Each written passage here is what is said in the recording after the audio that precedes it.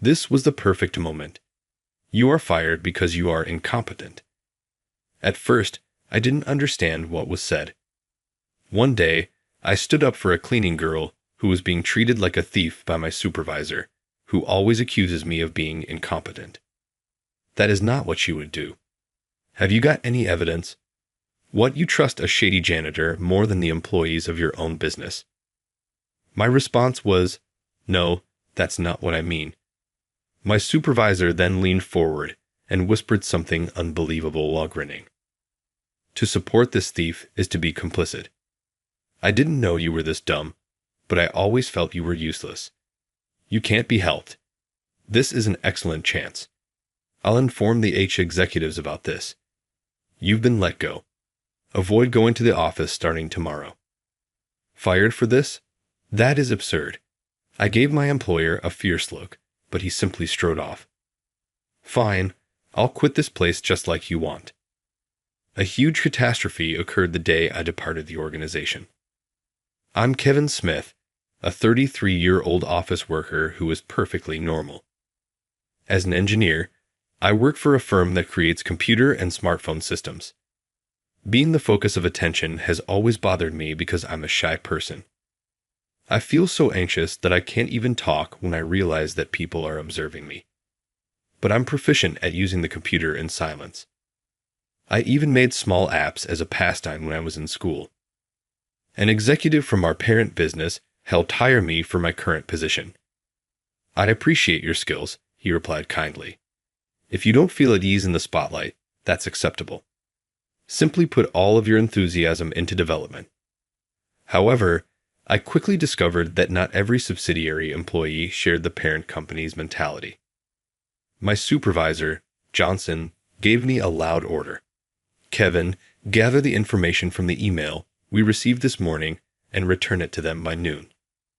Johnson received a request from a client for up-to-date performance and progress data with a deadline of the end of the week. The email stated that the deadline was the end of the week by this morning. You truly are a moron, don't you? When they say, by the end of the week, who takes a whole week? Being quick to respond is just polite. Such etiquette had never been taught to me. In addition, I had no time for additional job. However, I have an essential matter to attend to right now. What the heck? Just get both done by noon, Johnson yelled. That isn't feasible.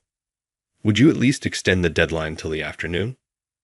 Even though you lack competence, you respond. Shouldn't you strive to compensate in other areas since you're useless in negotiations and presentations? This is actually how people who lack ambition are always.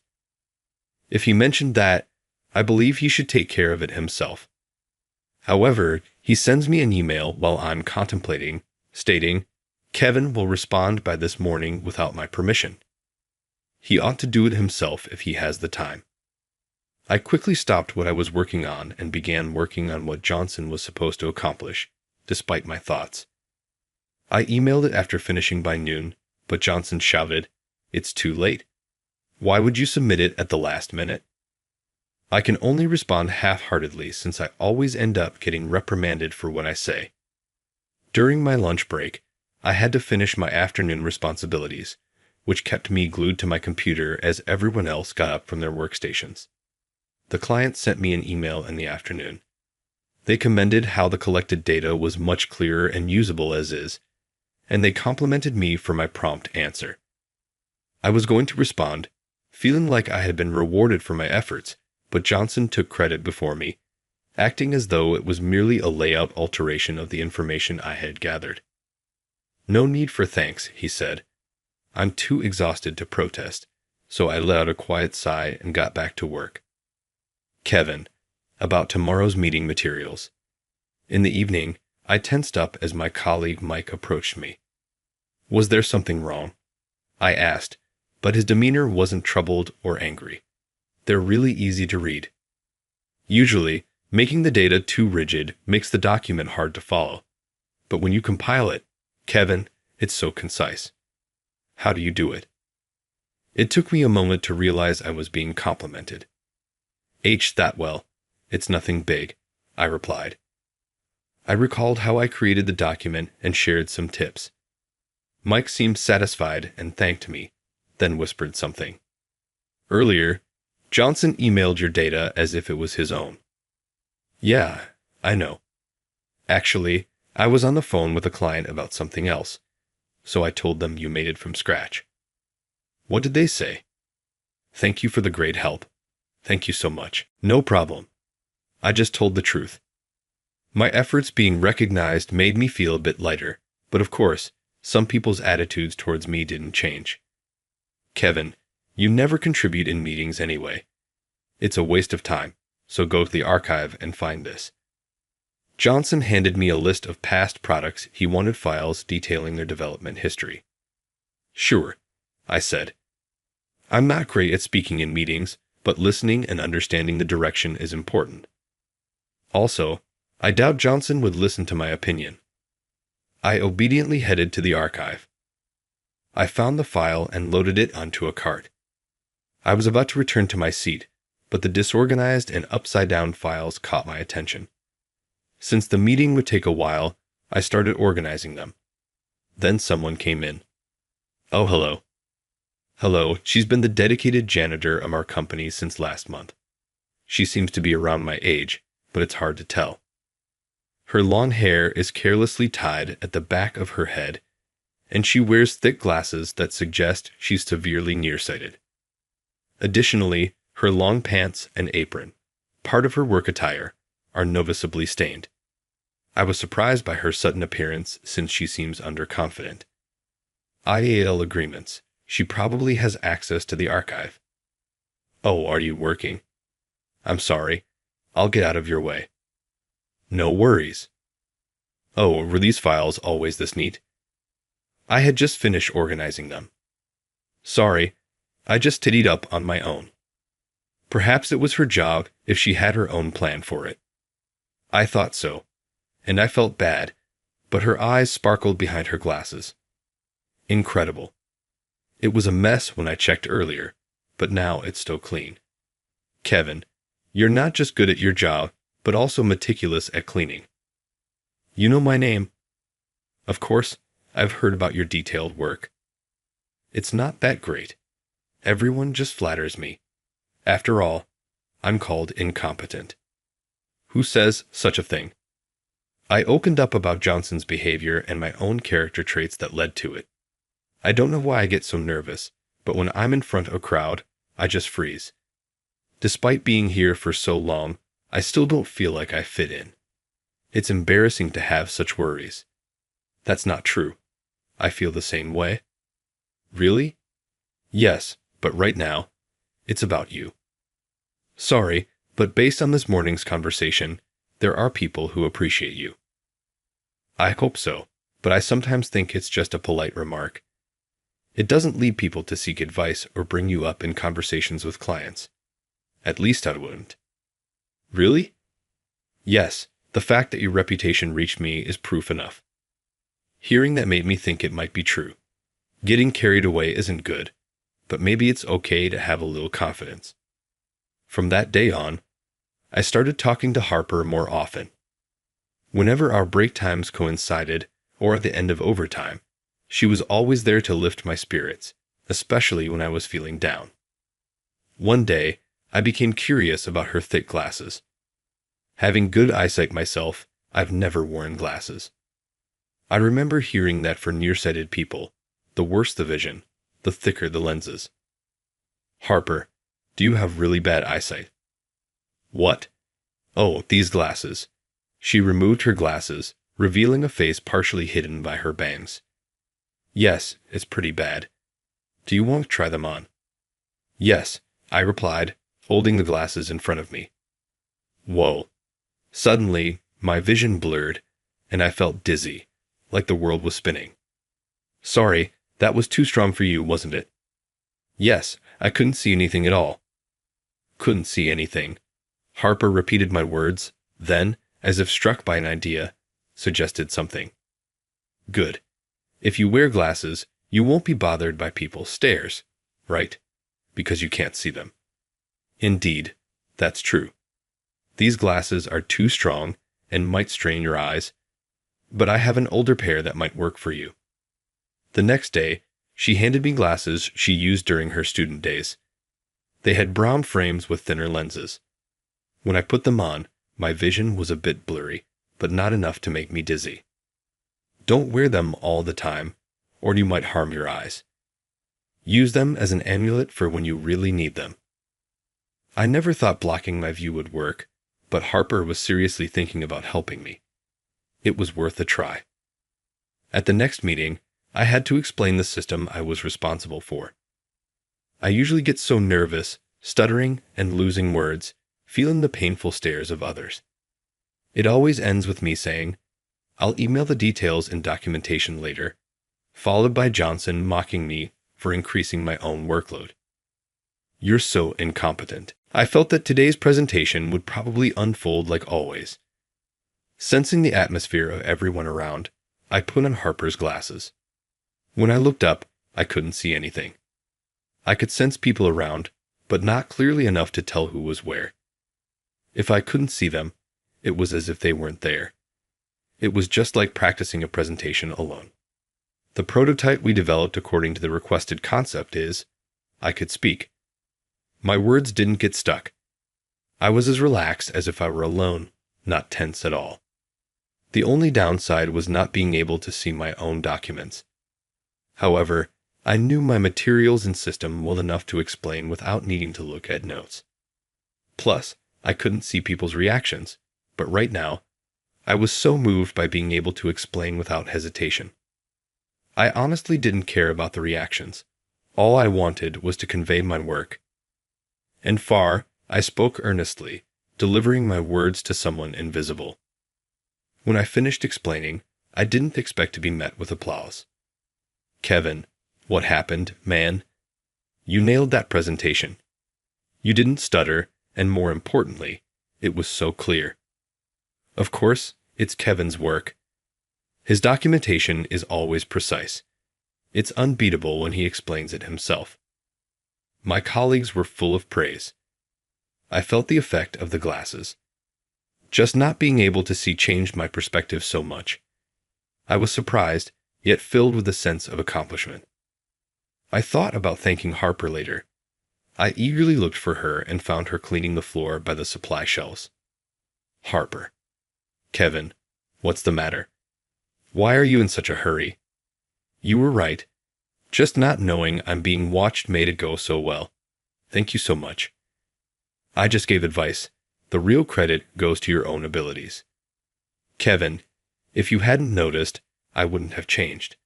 Please let me thank you properly. It's not that big of a deal, but since you insist, maybe I'll take you up on that offer." While I was organizing the supplies I've been tasked with, Harper was cleaning around the supply shelves. Normally, I would be sighing through the work, but talking with her made the time fly by. I didn't notice, but at this time, someone was watching us from afar. The next day, when I arrived at the office, I headed towards the center of a crowd that had formed. It was noisy and had an odd atmosphere. What could have happened? Maybe a cat wandered in. Thinking lightheartedly, I was shocked when I saw the center of the commotion. Confess already. We have proof. It wasn't me. There was Harper being confronted by Johnson. Harper. Kevin. Her usual friendly smile was gone, replaced by a look of fear. In this situation, what in the world was going on? She's an industrial spy. She's been stealing company information and passing it to competitors. We found evidence of her dealings.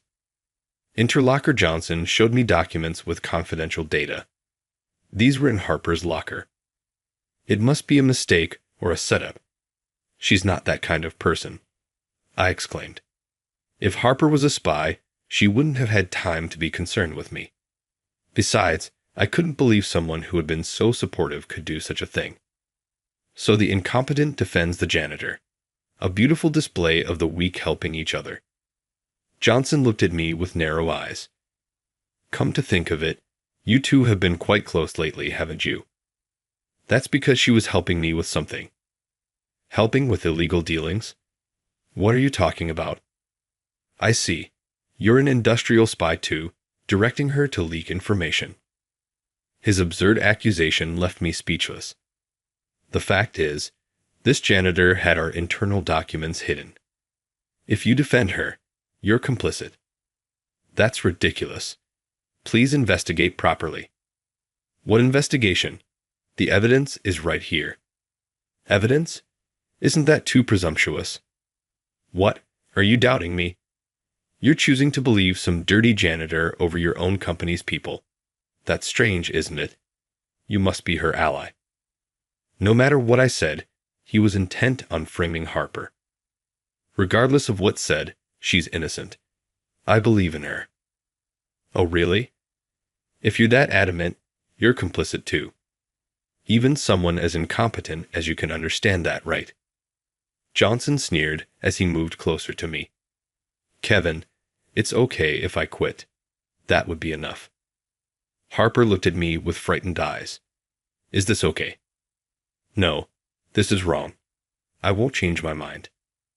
Then Johnson said triumphantly, I'll report this to the higher-ups. Kevin, you're fired. Anyone who defends a spy like this is an enemy of the company.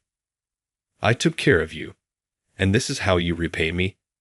You were incompetent till the end. I wanted to say I never felt taken care of by him, but it didn't matter anymore. Being fired didn't shock me. I nodded and began to clear my desk. Kevin, are you okay with this? Harper was puzzled by my reaction. I nodded without hesitation. I'm sorry. Because of me, you're involved too. Kevin, on the contrary, I'm thankful for this opportunity. I was already feeling at my limit working under Johnson. It's quite a relief now. But I'm not an industrial spy. It's okay. I know you didn't do it. Even if they investigate, if they don't find your fingerprints on the evidence, it won't stand up as solid proof. She smiled, a face that looked like she might cry, worrying about me. You're too kind. Huh. Harper whispered to me about the thank you mentioned yesterday. Can I ask for it now? She looked up at me, smiling. As long as there was no conclusive evidence of us being industrial spies, I had the right to use my accrued vacation days. So I took my leave. Then one day, I received a call from the office. When I checked the number, it was from the company. There was nothing more to talk about. If any procedures were necessary, they could wait until my final day of leave, so I decided to ignore it. A few days later, I went to the office for the resignation process and found it more hectic than ever. What happened? I asked one of the employees, even though it was no longer my concern. He looked confused. A lot of things. Do you know where the document you worked on is? Connor stored my documents. Johnson said they were all disposed of, calling them unreliable spy material. I see. Are you okay? I noticed faint dark circles under his eyes. Looking around, other employees seemed the same. Kevin, glad you're here. Employees gathered around me as they noticed my presence. I was confused, but someone explained the situation. I used to handle a lot of document creation because I couldn't present or attend meetings from systems I developed to team projects. After I left, other employees had to take over, but their documents were unclear, lacking foundation, and the selling points were not apparent. They kept getting scolded, and in just a few weeks, lost credibility, leading to numerous contract terminations. The loss was rumored to be around $10 billion. That's ridiculous. Even if my documents were good, everyone else was a professional, some with longer tenure than me. I couldn't believe they'd created such poor documents. When I voiced my doubt, everyone hesitated to speak. Then someone murmured, all the substitute documents. Johnson made them. What? Johnson announced his termination, but no real evidence against us had emerged. Naturally, Harper and I were innocent. He was reprimanded by the executives and instructed to handle all my tasks until our guilt was proven. He'd always pushed document creation to me and left presentations to other employees, just giving orders and observing, not being deeply involved in development. He ended up creating and founding documents that led to the current situation. The employees were struggling to retain track and handle the aftermath.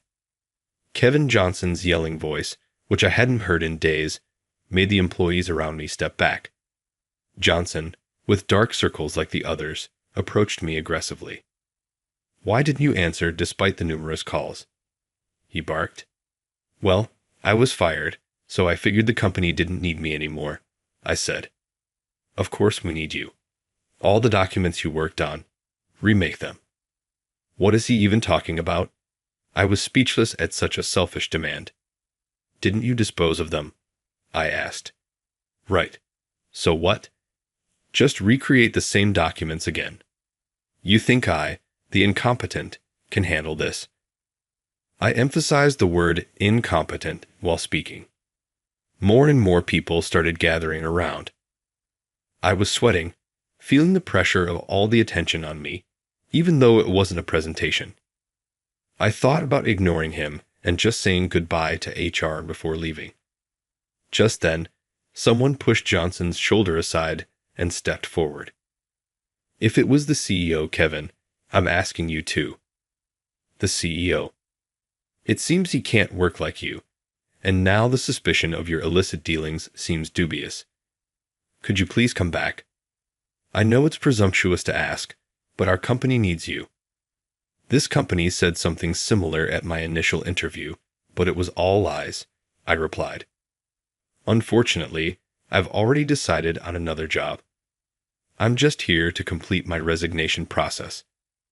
Even after we've begged you this much, how can you be so indifferent?" Johnson got defensive, ignoring his own actions. That's when a firm voice echoed through the office. "Oh, after pushing the blame on him and forcing him to resign, how can you say that?" Everyone turned towards the source of the voice. A beautiful woman with long glossy hair and an elegant face was standing there, dressed in a gray suit, exuding confidence. "Who are you?" "Outsiders are not allowed here," Johnson snapped at her. But the CEO hurriedly made him apologize. "Johnson, how could you? She's Jessica, the vice president." "Jessica, vice president?" The office buzzed with confusion. Half the people knew her, half didn't. "It's true. She's the next president of Flowerfield Systems," the CEO added. "Can't believe you don't know that. Flowerfield Systems is the name of our parent company." Johnson, having called her an outsider, still didn't apologize. "What does Jessica, the vice president, want?" "Kevin is going to work for us. His support skills and technical strength are remarkable." "Yes, my new job is with the parent company," I confirmed. The CEO and Johnson were wide-eyed. "So, a useless guy like him is useful. Someone who can't present in front of people well. Everyone has their strengths and weaknesses, you know. Plus, I value his technical skills. Even if he's not comfortable on the big stage, as long as he's passionate about development, that's fine with me." These words were spoken to me during my job interview. She was one of the interviewers. It was a one-time meeting, so I didn't remember her face or name, but she remembered me. That's not all. "He's accused of being a corporate spy, the incident you tried to pin on me." At that moment, Jessica put on her glasses and tied her hair back. Johnson, seeing her, trembled. You are still good at belittling people, I see," he stammered. Jessica looked just like Harper. Indeed, Harper's true identity was the vice president of the parent company. Her real name is Jessica. She had used the pseudonym Harper for a reason. From her student days, she was top of her class and seamlessly transitioned into a business leader role as she became the vice president and a future president candidate at Flowerfield Systems. She only focused on how to grow the company. Often, her own opinions, which were based on extensive experience, overshadowed listening to her employees. She didn't trust her staff and often interfered with everything, occasionally yelling when things didn't go her way. This behavior led her to become isolated. When she finally realized her situation, no one would listen to her or follow her directions. She wasn't sure what to believe anymore. Her father, the current CEO, advised her to broaden her perspective. So, she chose to work in a different world, taking a job as a janitor at a subsidiary. It was a way to see the company and its employees from a different angle. Working in a subsidiary made it easier to keep her identity hidden under a pseudonym. Using a pseudonym to prevent her true identity from being exposed, she observed a lot in her new role.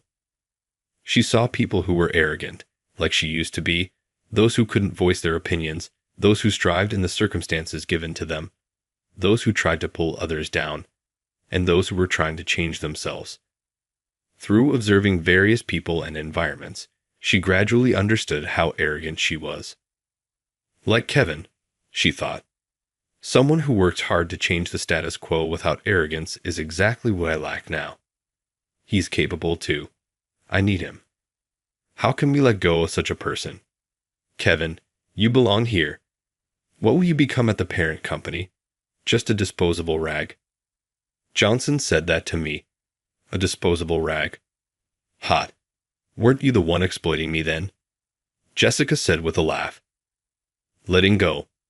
Is that really what you should be worrying about now? What do you mean? Well, you're going to be fired. Fired? It struck me as odd. Why would such elaborate fraudulent transaction documents exist just to frame a janitor and one employee? She approached Johnson with a click of her heels. So we investigated, Jessica said. Evidence against Kevin never came up, right? Because you're the culprit. What evidence? Johnson scoffed. There's plenty of evidence. We exposed your contacts for the side deals. The email records are crystal clear. That's a setup, Jessica replied. Probably thought to frame someone else before getting caught. Recently, since Kevin's been gaining positive reviews, you targeted him, didn't you? You couldn't stand to see someone you looked down on achieve success. Then she turned a chilly gaze towards the CEO. You're implicated too. I always thought it was odd. The company's direction is completely different from what we instructed. Seems like you were lining your own pockets at the company's expense. The CEO piled and patted Johnson's shoulder. This must be a trap to frame us. Yeah, of course. We wouldn't do such things. Kevin, tell them. We're respectable superiors. There's no wrongdoing, and the evidence is questionable, right? She respects you, so if you speak up, our suspicion will be cleared. I was quietly threatened. You know what happens if you say something disadvantageous? Everyone was watching me. Such a crucial moment, and all eyes were on my response. I felt dizzy. My breath was tight. That's right. I have an amulet for times like these, I thought, reaching for the glasses hidden in my bag. If I wore them, I wouldn't be able to recognize anyone. What's wrong, Kevin? Kevin, hey. I tightly grasped the glasses. This couldn't be the same as before. For those who believed in me, I faced everyone with determination. Yes, there is evidence. I released the glasses and pulled out my smartphone, showing the emails between the CEO and Johnson. The emails revealed conspiring inflated invoices and graphs of profits and revenues that didn't add up. These were from the documents I had worked on.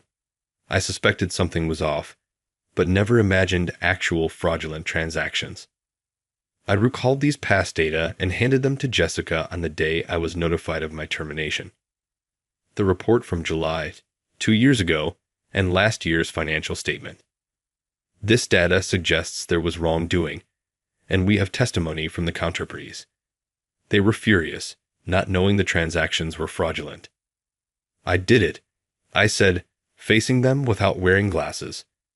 It's time to face reality, don't you think? The CEO and Johnston hung their heads.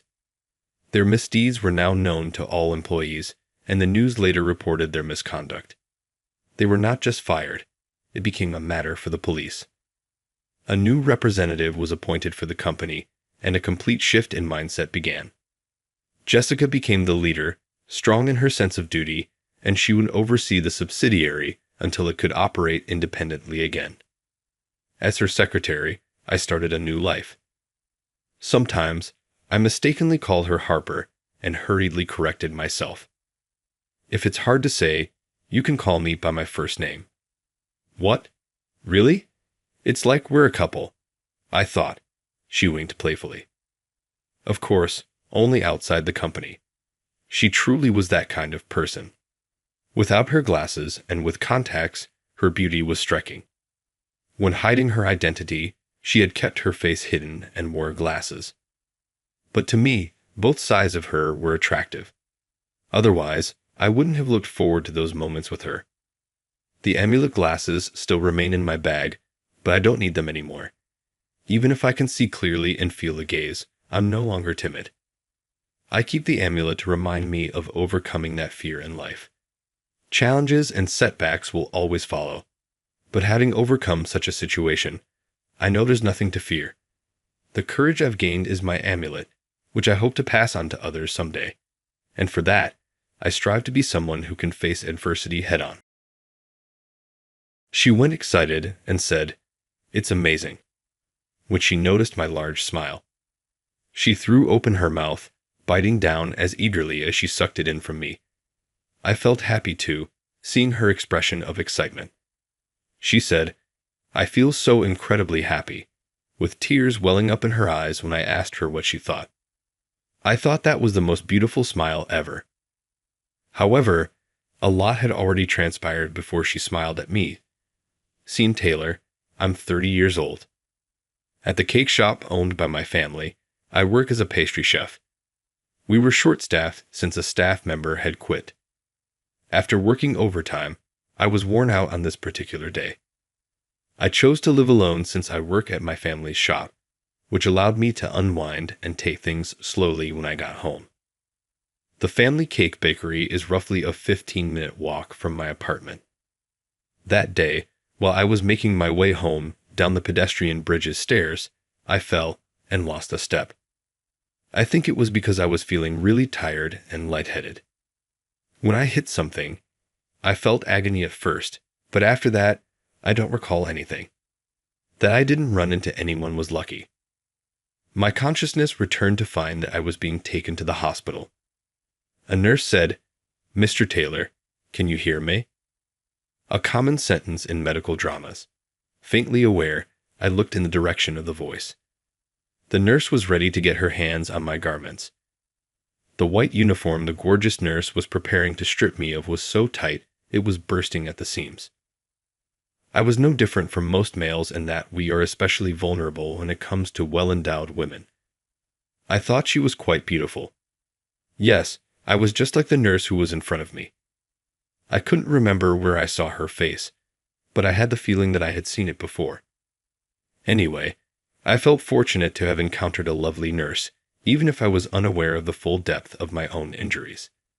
Then I passed out once more. The next time I woke up, the therapy had already ended and I was completely awake. I had no idea that the stunning nurse I felt fortunate to meet was someone I genuinely knew, even though I was in a haze from being relocated. Wilson. Margaret Wilson. Is that right? I whispered to the nurse who had been for a visit. With a smile, she waved her name badge above her chest. That's right. It's been a while. When you were brought in, you didn't react at all, so I thought you had forgotten me. No. I was just in a daze back then. There's no way I could forget. Yes, it was impossible for me to forget. My first love was her. When we were in elementary school, we were classmates. She was intelligent, compassionate, adorable, and as straight a student. Everyone liked her in our class. I, on the other hand, struggled with learning and was not good at athletics. She was the one that everyone teased all the time. She was always there, quietly supporting me. My first love was her.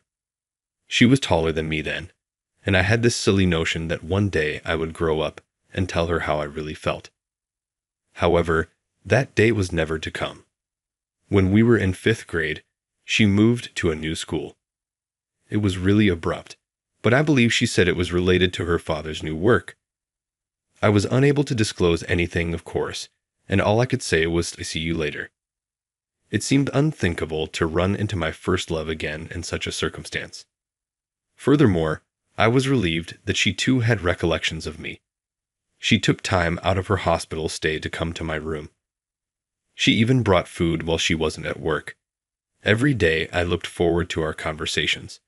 The best part of my day was that. However, the discharge day arrived soon. I plucked up the guts to ask for her contact details since I didn't want our leaving to be as simple as "see you later" as it was in elementary school. She immediately agreed when I asked, "Can I have your contact?" I was so scared that I felt she could hear my heart racing. "Of course, that's fine. I've lost touch with all our classmates from back then, so I'm happy that you reached out to me." Her soft grin made it quite evident to me that I had fallen in love with her again. Most likely all she thought of me was that I was a classmate she had reconnected with. I intended to somehow win her over and establish myself as a possible love partner from this point on. That was my thought process. We chatted and texted back and forth after I was released. Furthermore, we began going out to dinner together. Her memories of my elementary school years were mostly embarrassing and awkward stories, such as the time I sobbed because I was forbidden from eating mushrooms, the time I was struck in the face by a basketball pass, or the time I tumbled into a ditch with my school bag and got covered in mud. That didn't stop her from laughing and telling me, "You were cute back then, so I thought it was acceptable to be awkward." I told her how I felt at one of our meals together. I invited Margaret out, and she became quiet. I had tried my luck with a confession, but it was disheartening when she finally murmured, "I'm sorry," in a quiet voice. But I tried to keep a happy face because her expression was serious and she appeared to be remorseful. "No, don't worry about it. I just wanted to express my feelings. I don't think I can be a match for someone like you, Margaret." Margaret was agitated and refuted my statement. "No, it's not like that. It's not that I dislike you or anything." She looked to be trying to express something else. "Is there another reason? If you don't want to say it, that's fine, but if you want to let it out, I'm here to listen." Margaret seems to have made up her mind after hearing what I had to say. She sighed a little and started talking. I was married once. I'm divorced. I got married right after college. He was really kind, and I loved him so much, but he cheated on me. One of the nights I had a night shift, and there was a sudden change in my schedule. I came home and found a woman I didn't know there, and it wasn't the first time. It seemed like he had been bringing women over whenever I had a night shift. I could tell she was trembling because of the way her voice was shaking. Our relationship didn't allow for me to grasp her hand, which angered me. I had no idea until then. After that, it became difficult for me to trust in a relationship. So, I'm sorry. She honestly acknowledged my thoughts and courageously spoke out about her traumatic experiences. I only felt thankful for her. As soon as she found out how I felt, she suggested that we stop talking to each other. I was the one clinging to her for dear life. I said that even if we were just friends again, I wanted to get together. I wanted to cheer up my first love, who had suffered. I rejected your confession. Are you okay with meeting me?" I gave that loud, "No way" shake of my head when I heard those words. Naturally, no. She finally cracked a smile at my desperation. Margaret and I kept meeting as friends, just the two of us, after that. It was changed around 6 months later. It all began with a mishap. I was a part of an intoxicated driver's collision into the pedestrian crossing. I instantly reached out to shield the kid who was strolling next to me. It seemed like the automobile hit me and threw me a short distance. I found myself in a hospital room when I became conscious again. It was 2 days after the accident when I woke up. Margaret wasn't at the hospital where I was this time. I was at a different one. My folks were with me instead. I noticed a rush of missed calls and messages from Margaret when I looked at my phone. On the day of the mishap, we were supposed to meet. Her texts written after 2 days of no communication and being unable to get through, showed concern for my welfare. I called her quickly, but she didn't answer. I contacted the hospital where she worked, even though I knew she was probably at work and didn't want to worry her further. 2 hours later, after I was able to get through to her, she visited my hospital room. My parents had just departed. To be honest, I was shocked to see her that day because I had assumed she wouldn't be available due to her job. "Why are you here? What about work?" She did not, however, respond to my query. Rather, tears started to fall down her cheeks. She didn't answer when I tried to talk to her in a panic. I even offered her tissues so she could stop crying, but she declined. She didn't care if her face got covered in tears as she kept crying. She continued lecturing me nonstop after she had sobbed for as long as she wanted to. "Scene, you get injured way too much.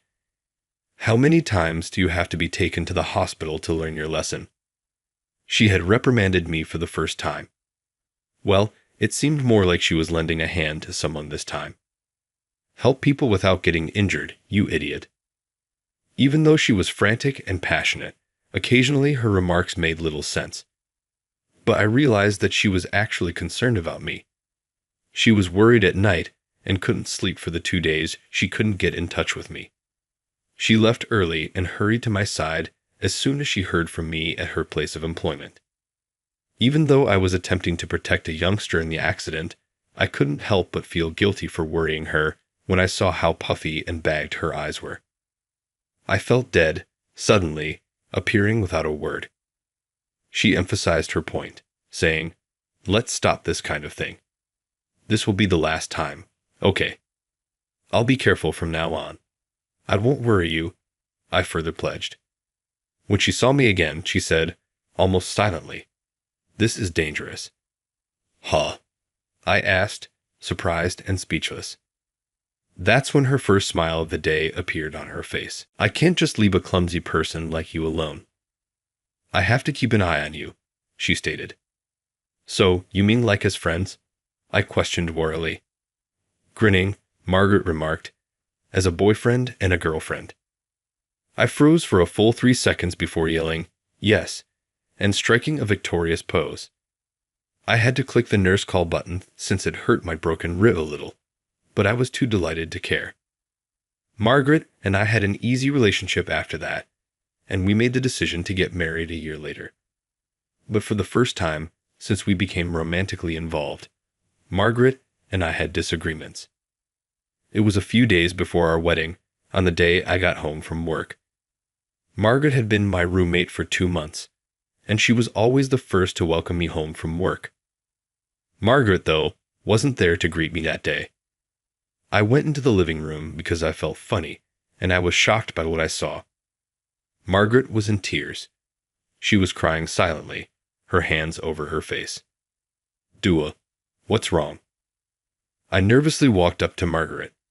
With tears in her eyes, she withdrew her hands from her face. I had told her I would be late because of work, but I had only arrived home after 10 p.m. "What were you doing? It's so late." "Didn't I tell you it's because of work?" I didn't get Margaret's meaning when she said, "Really? It seems like it's not really work lately. Hasn't it been happening every day? Is the cake shop that busy at this time of year?" Other than work, there was no excuse for me to be late.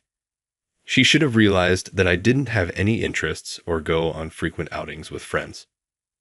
Margaret asked, sobbing, "You're not seeing someone, are you? Like another woman?" And more tears poured down her cheeks. That's when it finally dawned on me that Margaret thought I was cheating. It was accurate to say that during the previous month, I had been working overtime often. Did she carry this worry with her every day? Margaret had already gone through a divorce as a result of her partner's adultery. Upon learning how much I had worried Margaret over the past month, I felt very pitiful. Margaret's hands were firmly in both of mine. "I'm sorry. I started working late suddenly, and it made you anxious." As for me, I was evasive when Margaret asked about the specifics of my overtime work. Whenever I asked for details about your work, You always deflected the question. I wondered if you couldn't tell me. I believe you wouldn't cheat, but because of my past and the fear of being kept in the dark, I felt anxious. Despite my best efforts to make Margaret happy, I wound up hurting her. There was nothing left to do but tell her the truth at this point. I said to Margaret, "Come with me." I worked at my family's cake shop. The refrigerator was filled with samples and drawings of cakes. Looking at the illustrations, Margaret muttered, "Is this a wedding cake?" Yes, I wanted to make our wedding cake myself. I've been thinking about what kind of cake would be good. I wanted to surprise you and make you happy. That's why I couldn't talk much about my overtime work. But it made you anxious, didn't it? Margaret sighed deeply when she heard what I had to say. Maybe all along she had been tense. I'm sorry for doubting you. It's all right. They say it's common to feel anxious before getting married, and considering your past with your ex-husband, I understand how being kept in the dark can make you anxious. I'm sorry for making you worry. Margaret said, "It's delicious," with a smile on her face after we apologized and she excitedly tasted the cake samples I had cooked. Looking back, we realized that we hadn't spent much time together because we had been so busy getting ready for the wedding and making trial wedding cakes for the surprise. I felt as though I hadn't seen Margaret grin like this in a long time. Margaret seemed unconcerned as she said, "I'm looking forward to the wedding cake." Though it's a shame it wasn't going to be a surprise, Margaret needs to feel at ease. I made a decision to produce the best cake ever at that very moment. I'll do my best, so look forward to it. She looked stunning in her wedding gown on the day of the nuptials, and that was said without prejudice. When Margaret saw my big wedding cake, she was ecstatic. "I made it just for her, so please eat it," I joked, when she replied she couldn't eat it because it was a waste. Margaret and I were smiling with happiness for the first bite, when the bride and groom feed each other cake in front of everyone. Margaret grabbed my hand and gripped the spoon tightly as I scooped up the cake and presented it to her.